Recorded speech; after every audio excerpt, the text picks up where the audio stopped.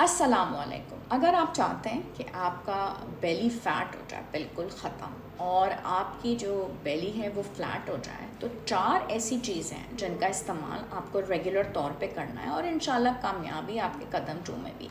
उसमें सबसे पहला नंबर हम आपको देते हैं ग्रीक योगर्ट को, और ये आपके डाइजेशन का जो प्रोसेस है उसको तेज़ कर देगा।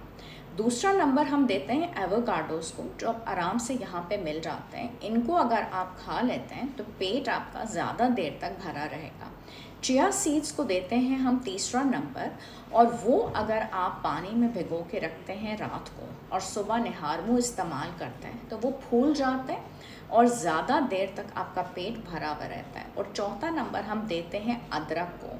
अदरक को इसलिए हम नंबर देते हैं चौथा इस मकाम पे, यानी कि चारों ही फूड्स इम्पोर्टेंट हैं कि वो इन्फ्लेमेशन से आपको बचाता है और जो भूख की तड़प होती है उसको ख़त्म कर देता है।